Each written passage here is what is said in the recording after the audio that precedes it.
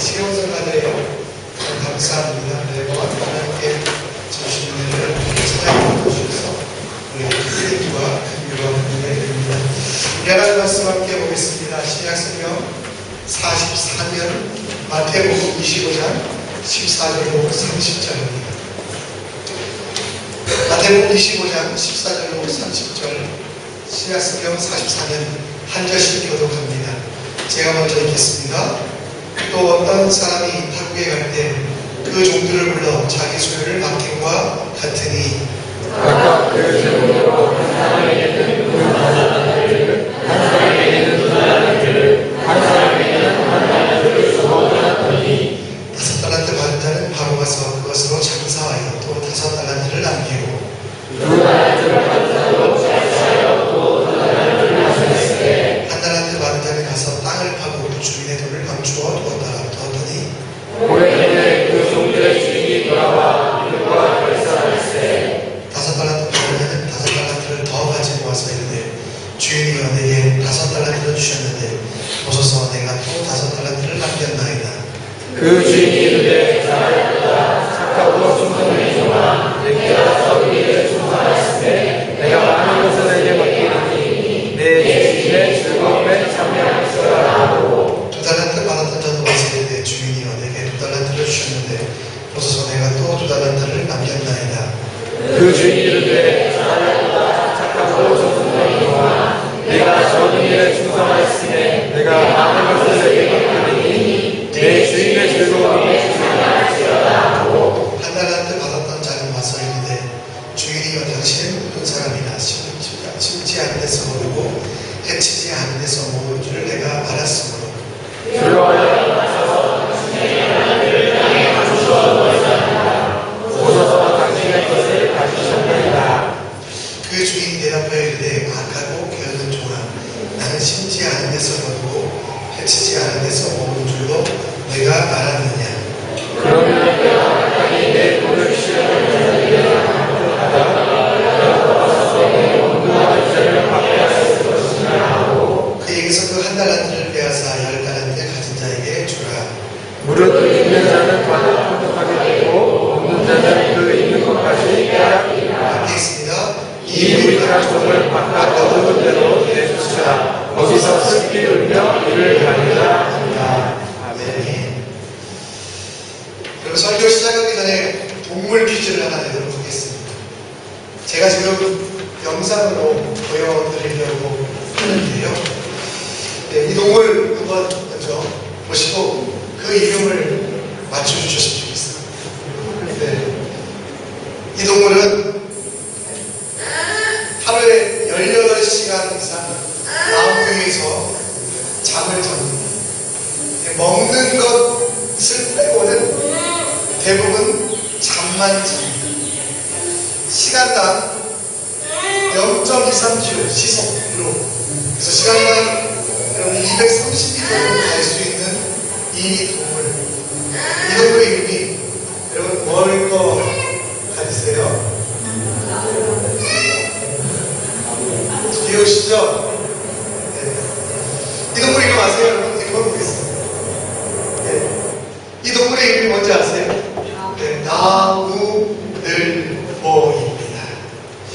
나무늘보, 여러분 시간당 230m를 가는, 그리고 여러분 하루에 18시간 먹는 시간 외에는 잠만 자는 이 나무늘보의 영문 이름 혹시 아십니까? 네. 슬라트, SLOTH. 이 슬러시라는 여러분 뜻은 나무늘보라는 뜻 말고 또 다른 뜻이 있습니다. 영어 사전을 찾아보시면 게으름, 나태, 그리고 태만이라는 뜻입니다. 여러분, 오늘 마태복음 25장에는 세 종류의 사람들이 나옵니다. 예수님께서 십자가에 달려 돌아가시기 전에 그의 제자들에게 말씀하신 세 종류의 사람들, 그들을 하나로 뭉치면 여러분 바로 이 슬라트, 나무늘보와 같이 게으른 사람들. 그렇죠? 첫 번째 비유는 여러분 아시죠? 10명의 처녀가 있습니다. 5 처녀는 지혜롭고 5 처녀는 어리석은데 그 그 어리석은 처자들은 여러분 게을러서 기름을 준비하지 못했던 사람. 그리고 오늘 여러분들이 읽으셨던 말씀은 5달란트, 2달란트, 1달란트. 그리고 여러분 우리 25절 마지막에는 천국에서 양과 염소로 오른편과 왼편으로 나눌 때 여러분 게을러서 지극히 작은 자들에게 돕지 못했던 사람들. 그래서 여러분 이 마태의 복음은 여러분 바로 25장은 이 게으름이 핵심으로 분류될 수 있는 장입니다. 여러분 오늘 여러분들이 읽었던 말씀들은 다 잘 아실 겁니다. 주인이 먼 곳으로 가면서 사람들에게 5달란트, 2달란트, 1달란트를 맡기고 갑니다. 오랜 후에 돌아와 보니 어떤 사람은 5달란트 받은 사람은 5달란트를, 2달란트 받은 사람은 2달란트를, 1달란트 받은 사람은 무엇을 남겼습니까? 1달란트. 다른 사람들은 2배의 성장이 있었는데 1달란트 받은 사람은 아무것도 하지 아니하고 가만히 있었기에 그 주인은 그 종을 책망하면서 뭐라고 하냐면 악하고 게으른 종아라고 이야기하고 있습니다. 여러분 성경에서 죄는 감정이나 혹은 심리적 반응이 아니라 실제적으로 하나님의 뜻과는 상관없는 일들을 하는 모든 것들이 죄라고 합니다. 기독교 역사 가운데 여러분 대략 7가지 큰 죄가 있다고 하는데요. 교만, 시기, 분노, 게으름, 탐욕, 정욕. 그리고 제가 잘 이해할 수 없는데 탐식이 왜 그런지 모르겠습니다. 어제 저희 둘째 아이 친구랑 함께 또 수영장에 갔는데 걔는 배가 나오기 너무 좋은가 보더라고요. 제 나온 배를 보니 목사님 어떻게 하면 이렇게 배가 나올 수 있습니까? 저한테 물어보거든요. 제가 대답을 못하고 있는데 저희 둘째가 제 이렇게 야 이거는 많이 먹는다고 되는 게 아니야. 자주 먹어야 돼.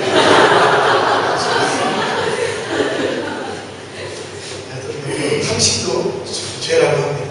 그리고 마지막으로 여러분 그 7가지 죄 중에 가장 큰 문제가 되고 있는 게 바로 게으름이라는 것입니다.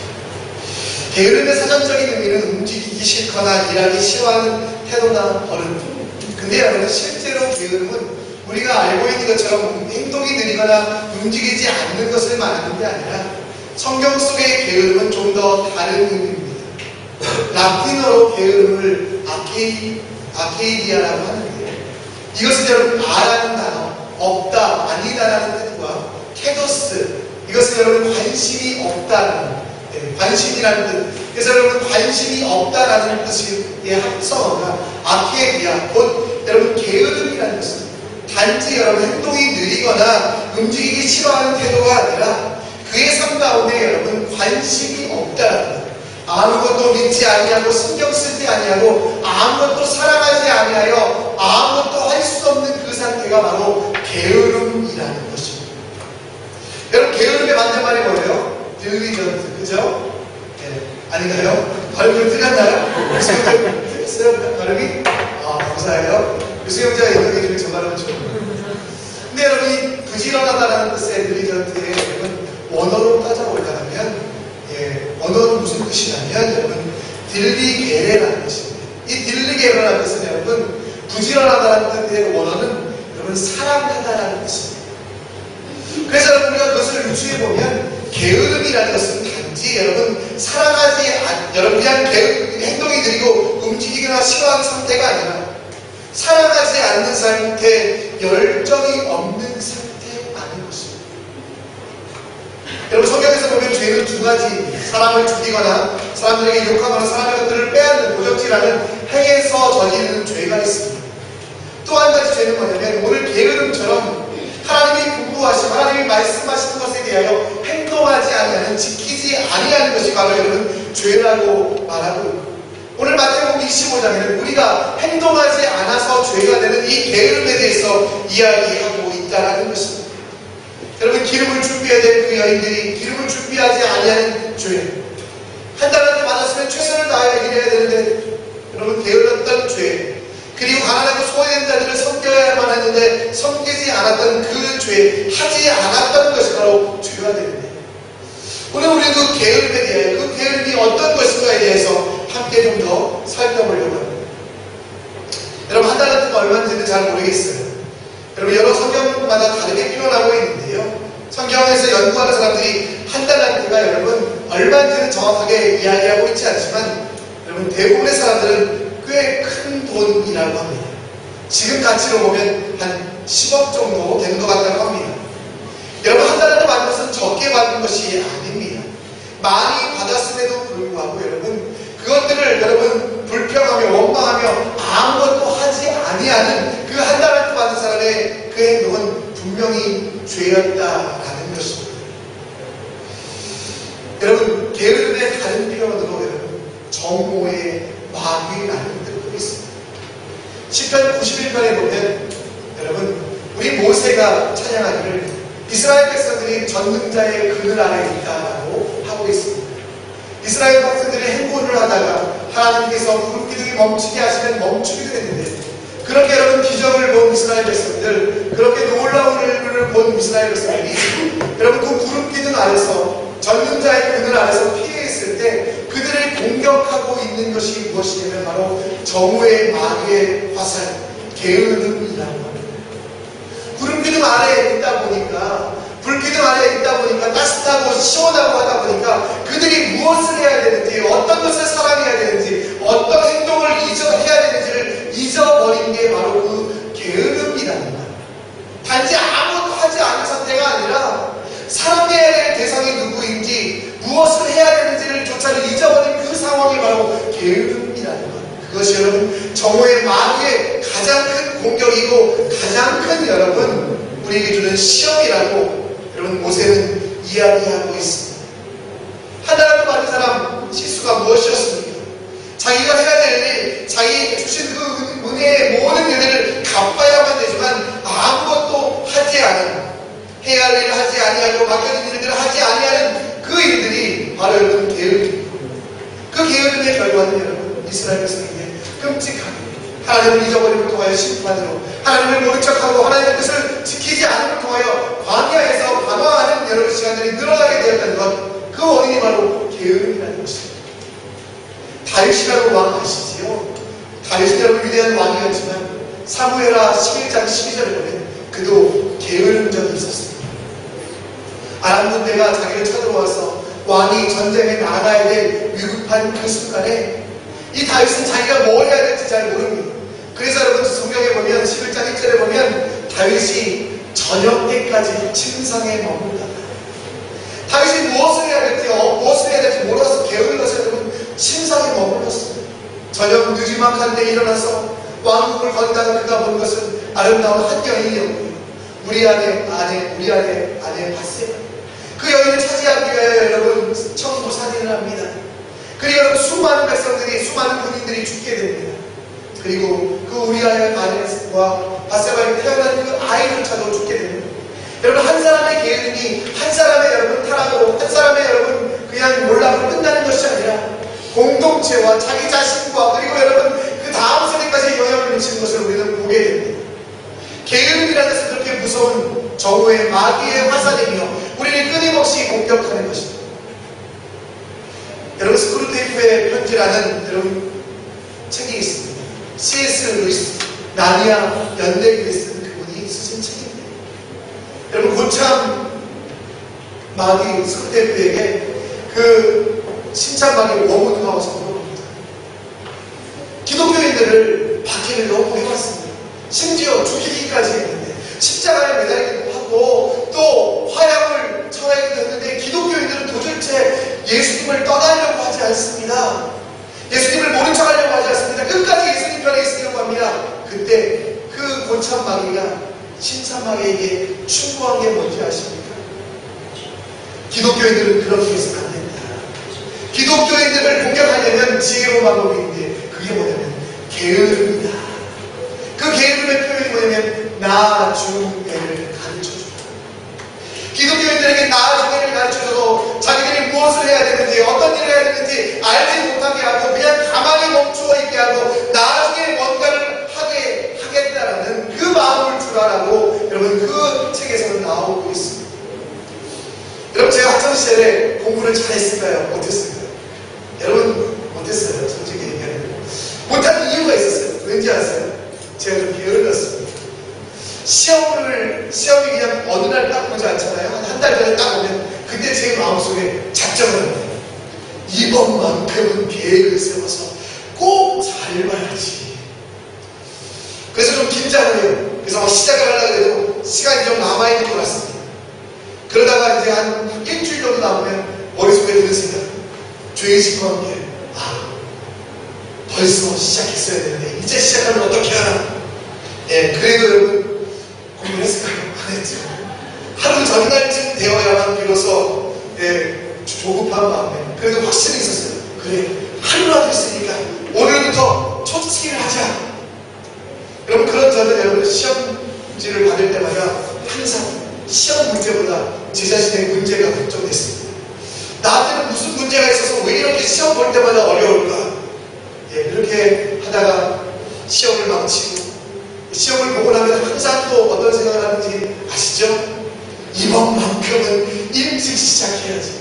이렇게 계속 반복되는 여러분 그 미루, 무거운 게으름이 제 인생을 점점 더 이렇게 후퇴하게 하는 것 같습니다. 여러분, 정오의 말이 게으름을 우리 속에 끊임없이 공격합니다. 그 어떤 죄보다 중독성이 있어서 우리가 모르는 사이에 끊을 수 없도록 우리를 붙잡고 있습니다. 여러분, 우리가 얻을 수 없는 모든 것들을 여러분 우리가 얻을 수 없게, 하나님의 은혜를 얻을 수 없게 이 게으름이 보완한 적이 되어서 우리를 공격하고 있습니다. 오늘 여러분 마태복음 25장에 나오는 그 한 달란트 같은 사람이 받은 공격이 바로 그 게으름이라는 공격입니다. 우리 또한 여러분 이 게으름, 내가 무엇을 해야 되는지 알지 못하고 내가 어떤 일을 해야 되는지 알지 못하는 이 게으름으로부터 어떻게 자유로울까에 대하여 우리 함께 말씀을 통해 묵상해 보려고 합니다. 첫 번째는 여러분, 하나님을 아는 사람, 하나님이 어떤 분인지 아는 사람은 여러분 게으름으로부터 자유로울 수 있습니다. 오늘 한 달란트 받은 사람은 여러분 하나님에 대하여, 그 주인에 대하여 오해하고 있었습니다. 24절 말씀에 보면 그 주인은 굳은 사람이라 심지 않은 데서 거두고 해치지 않은 데서 모으는 줄을 안다고 얘기하며, 자기가 게으른 이유가 뭐냐면 주인이 자기를 이용해서, 주인이 자기를 이용해서 돈을 차지하려고 하고 그는 욕심쟁이이기 때문에 자기는 일하지 않는다라고, 그 주인의 일에 동참하지 않는다라고 이야기하고 있습니다. 여러분, 하나님은 어떤 분이십니까? 하나님이 여러분들을 이용해서 무엇인가를 얻으려고 하시는 분입니까? 하나님이 여러분 앵벌이처럼 여러분들을 일시켜서 그 여러분 부를 얻어서 여러분 하나님이 잘 되려고 하는 그런 분이십니다. 예수님은 요한복음 10장에서 분명히 이야기합니다. 인자가 이 땅에 온 것은 양으로 하여금 풍성케 하려고 한다고 하셨습니다. 그리고 하나님은 여러분들을 종으로 삼아, 여러분들을 여러분 정말 도구로 삼아 기계로 삼지 아니하시고 자녀로 삼으셨어요. 여러분들의 세상에서 가장 특별하게 만드시고, 여러분 하나님의 친구가 되어서 하나님의 뜻을 알고 하나님의 일을 감당하게 하시고, 그리고 그 일을 했을 때 가장 큰 이득을 얻는 사람은 하나님이 아니라 그의 자녀된 바로 여러분들, 저라는 것을 여러분 하나님은 말씀하셨지만, 많은 사람들은 여러분 내가 이 일을 하면, 내가 이렇게 봉사하면 하나님이 이득을 얻겠지라는 착각 속에서 하나님을 오해하는 그 오해로부터 여러분 게으름이 시작된다는 것입니다. 문제가 있어도 여러분 우리에게 어려움이 있어도 일을 맡기신 이유는 무엇입니까? 하나님이 무엇인가를 얻으려고 하는 것이 아니라 주인의 잔치에 참여하는 그 영광을 우리에게 주시기 위하여 하나님의 자녀로 우리를 삼아주셨기 때문에 그 일을 주셨는데, 우리는 과연 여러분 어떻게, 무엇으로 하나님을 바라보며 어떻게 하나님을 여러분 여기고 있냐는 것입니다. 최근에 제가 본 광고 중에 재밌는 광고가 있었어요. 어떤 사장님이 와가지고 부하직원에게 물건을 신속하고 정확하게 보내라고 이야기했습니다. 그 다음에 와서 사장님이 샘플을 그 사람에게 샘플을 보냈냐라고 묻자 그 사람은 보냈습니다 라고 했습니다. 그 사장이 다시 한번 정확하고 그리고 빠르게 도착할 수 있는 것으로 보냈냐라고 하자 직원은 아닙니다, 일반 우편으로 보냈습니다라고 얘기하자 사장이 화를 냈습니다. 내가 페덱스로 보내라고 했지, 페덱스로 보내야지 정확하고 빠르게 도착하지 않냐, 이렇게 광고를 하는 것을 보았습니다. 그리고 나서 사장의 마지막 말을 저는 기억합니다. 내가 너를 왜 자르지 않는 줄 알아? 그러자 그 직원의 말이 뭐였냐면, 아빠 저 자르지 마세요 그랬습니다. 여러분, 정말 여러분 아빠가 우리 사장님이면, 아빠가 우리를 일을 시키셨을 때 여러분 자기 도구라고 하는 게 아니잖아요. 하나님이 여러분에게 일을 있었을 때 여러분 하나님 좋자고 한 것이 아닙니다. 여러분 종처럼 노예처럼 수동적으로 여러분 일할 필요가 없는 것은 여러분 하나님이 이 땅 가운데 우리와 함께 하시고 우리를 부르셨어요. 우리와 함께 하시고 우리에게 은혜를 주셨습니다. 그리고 여러분 그 부르심의 소망에 따라가는 자에게 그 기업의 영광의 풍성함을 주셨다라는 것입니다.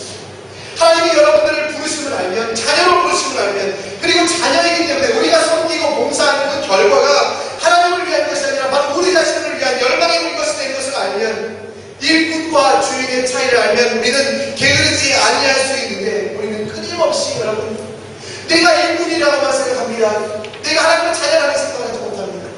그러다 보니 여러분 우리는 한 달란트 받은 것조차도 사용하지 아니하고 그냥 적은 그 사람들처럼 그렇게 하나님의 일들에 대하여 무관심하며 하나님이 그렇게 섬기라고 하는 사람들에 대하여 여러분 눈을 감아버리고 하나님께서 나아가서 너의 손과 발로 일하라고 하는 그곳에 여러분 가지 않으려고 하는 것이 바로 우리의 게으름이 아니겠습니까?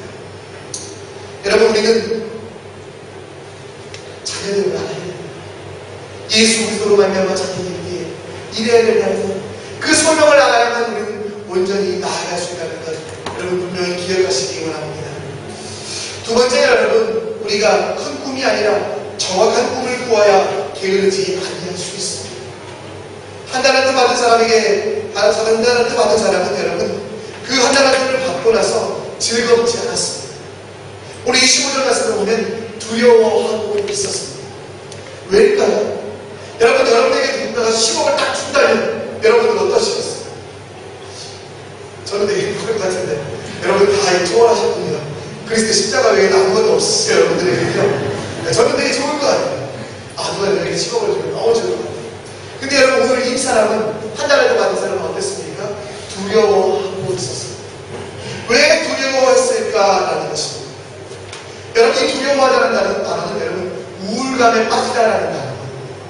이 우울감에 빠지다는 단어는 뭐냐면 내가 어떻게 할지를 몰라서 여러분 무엇을 할지 몰라서 여러분 어떤 결정도 내리지 못하는 상태 그리고 심리적으로는 여러분 점점 더 나태해져가는 그 상태 내가 아무것도 할 수 없는 그 상태가 바로 두려워하는 상태입니다. 여러분 10억을 받았는데 그렇게 많은 돈을 받았는데 왜 이 사람은 여러분 두려움에 빠져 있느냐 정확한 표현으로는 여러분 무엇을 할 줄을 모르기 때문입니다. 받기를 받았는데 이것을 어떻게 해야 되는지 알지 못해서 마음속에 두려움이 생기고 여러분 그 두려움은 여러분 이 사람을 점점 더 굳어지게 하고 아무것도 못하게 하고 나무 을못처럼 하루 잠자는 시간 18시간 먹는 시간 외에는 아무것도 하지 아니하는 그냥 여러분 그런 사람으로 만들어 버렸다는 것입니다. 여러분 많은 것들을 소유했다고 여러분들이 행복하지 않습니다. 큰 꿈을 꾼다고 여러분들이 게으르지 않은 것이 아닙니다. 여러분 여러분들에게 주시는 정확한 꿈을 꾸어야만 여러분들이 해야 되는 여러분 분명한 꿈을 여러분들이 가지고 있어야만 한다는 것입니다. 저희도 어렸을 때 꿈이 많았습니다. 큰 집에 살고 싶었습니다. 여러분 저희 집이 없다 보니까 어떤 사람들이 과연 집을 가지고 살까 저도 집이 한 채 있었으면 좋겠다는 꿈이 있었어요. 돈이 많았으면 좋겠다는 꿈을 꾸고 있었어요.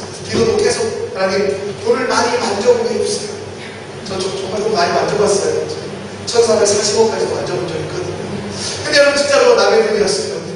돈을 많이 만져보게 해달라고 기도했어요. 근데 여러분 그렇게 기도하고 나서 여러분 지금 돼보니까 그 기도 제목이 얼마나 저를 비참하게 하는지 모르겠습니다. 우울감이 찾아옵니다. 좌절감이 찾아옵니다. 왜 나는 돈이 없을까? 왜 나는 집이 없을까? 왜 나는 아무것도 가지지 못했을까?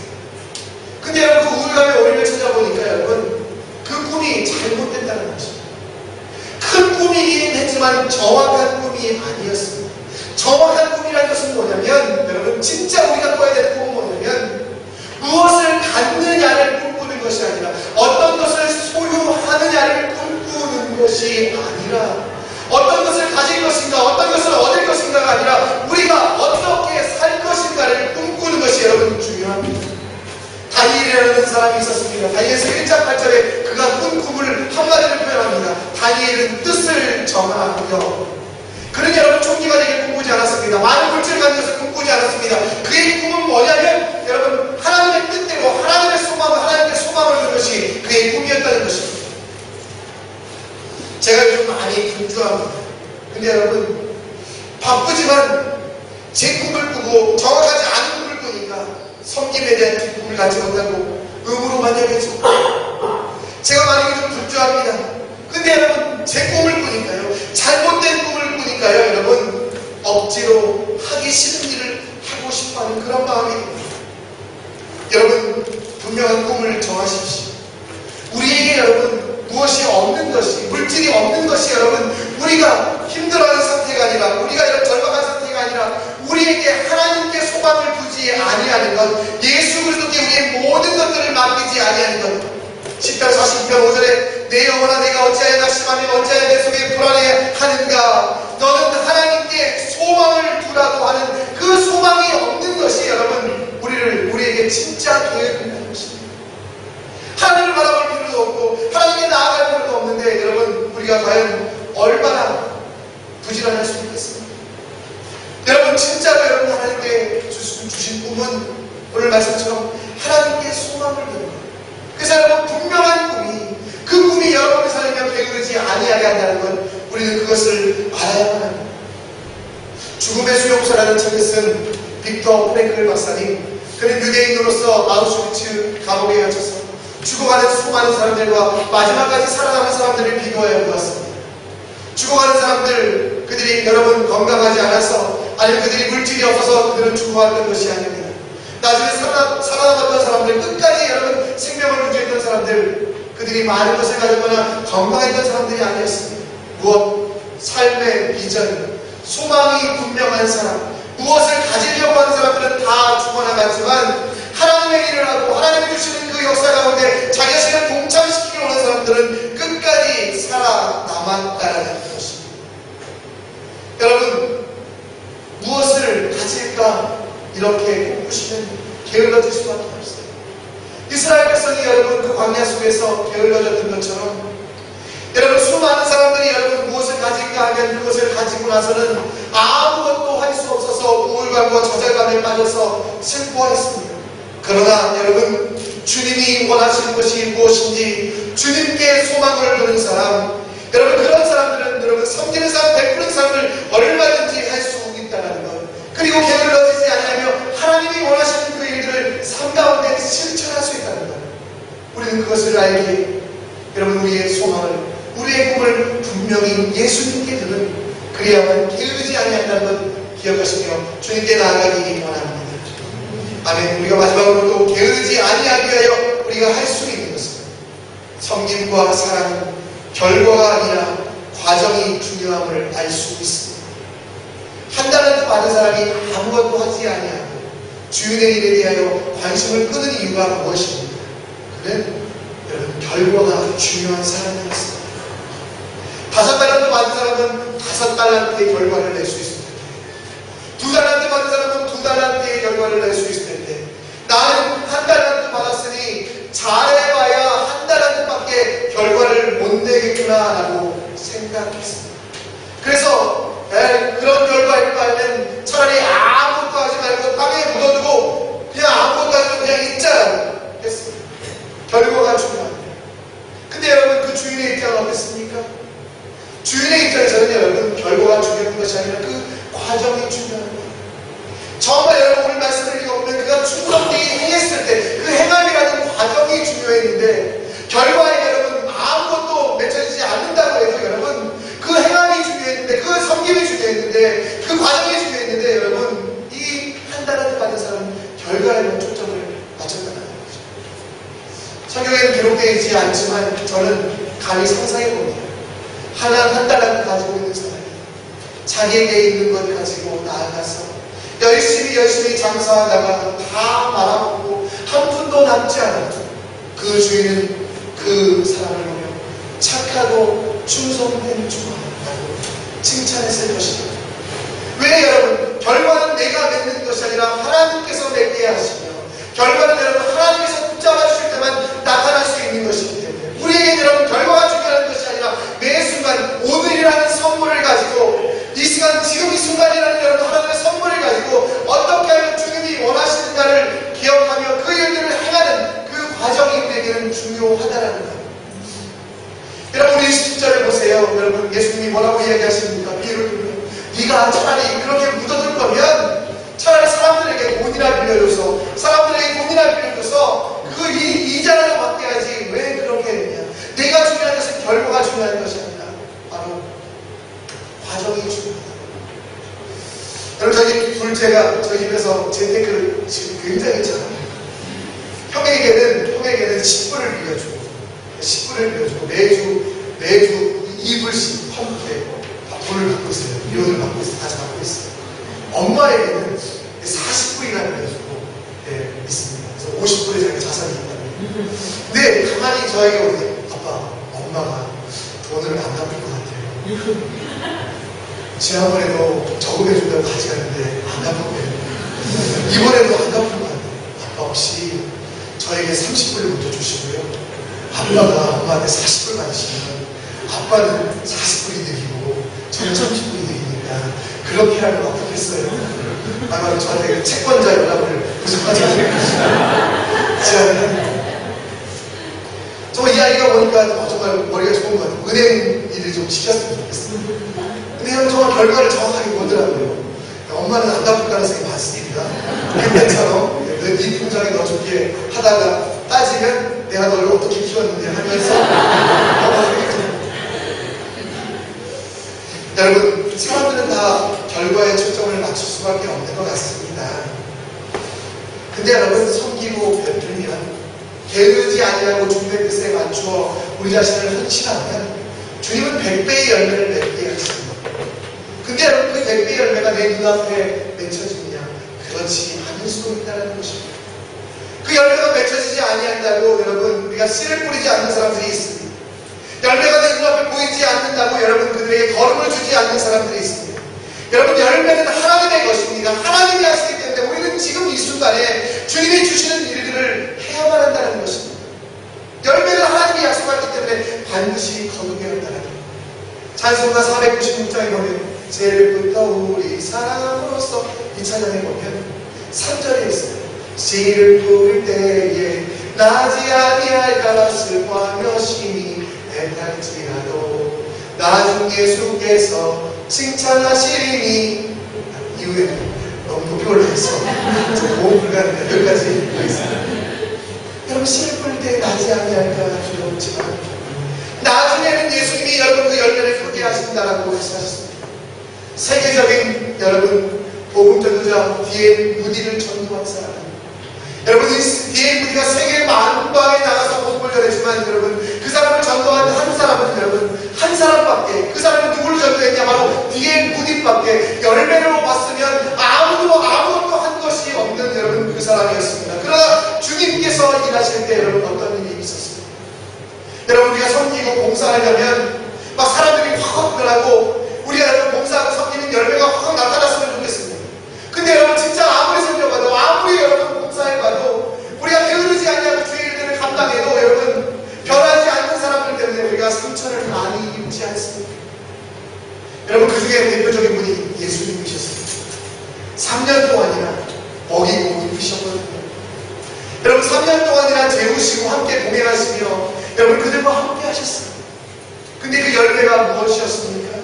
예수님 십자가에 달려 돌아가실 때, 그 고난을 당하셨을 때, 십자가를 지고 골고다 언덕에 올라갔을 때 그 열매는 배반이었습니다. 제자들이 다 어떻게 했습니까? 다 도망갔거든요.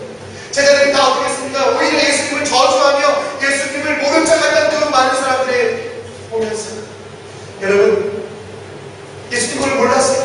그럼에도 불구하고 예수님은 그들을 사랑하시고 끝까지 자기에게 주신 사역, 하나님께서 하나님의 뜻 가운데 그들을 바꾸시고 그들을 새롭게 하시며 마지막 성령께서 임하셨을 때 그들이 변화되어 하나님의 열매를 맺게 된다는 것, 12제자가 초대교회를 만들고 초대교회가 열방의 교회를 만든다는 열매를 알았기 때문에 여러분 그 예수님은 그 쉼 멈추지 않고 끊임없이 섬기고 봉사할 수 있었다는 것입니다. 갈라디아서 1장 9절 말씀에 우리에게 이야기합니다. 우리가 선을 행하되 낙심하지 말지니 포기하지 않으면 때가 이름에 거듭. 여러분, 열매의 초점을 맞추면, 결과의 초점을 맞추면 우리는 일할 수 없습니다. 그 결과는 주님께서 하시리라 믿으시기 바랍니다. 약속 가운데 100배의 열매가 있다고 말씀하셨습니다. 그래서 여러분, 우리가 그 열매가 아니라 열매와는 상관없이 주님이 내게 주신 일이기에, 주님이 나와 함께 하시기에 내게 주신 명령이기에 그 일들을 감당하는, 섬기고 베푸는 일들을 감당하는, 그래서 주님께서 아무 열매도 없을지라도 착하고 충성된 종이라고 칭함을 받는 우리 교회, 우리 성도들 되셨으면 좋겠습니다. 여러분, 우리는 게으를 수 없습니다. 하나님의 자녀이기에 게으를 수 없습니다. 게으름은 그냥 아무것도 안 하고 멈추어 있는 상태가 아니라 심리적으로 하나님이 고민하고 있는 것들을 고민하지 아니하며 하나님이 원하는 것들을 행하지 아니하는 그것 자체가 게으름이라고 말씀드렸습니다. 우리 교회 정말 2016년 시작합니다. 섬기는 교회 베푸는 성도 되자고 우리 함께 나아가고 있는데, 정말 여러분, 우리가 한 달한테 받은 사람들처럼 열매가 없을 것 같아서 하나님 일 안 했습니다. 하나님, 정말 내가 아무리 목사에 가서 저를 변하겠습니까? 라는 여러분, 정말 객관적인, 어쩌면 객관적일 수 있는 그 판단 때문에 안 했습니다. 라고 하나님 앞에 얘기할 수 없습니다. 하나님, 힘들어 보이긴 했습니다. 하나님, 아무것도 보이지 않았지만 우리는 했습니다.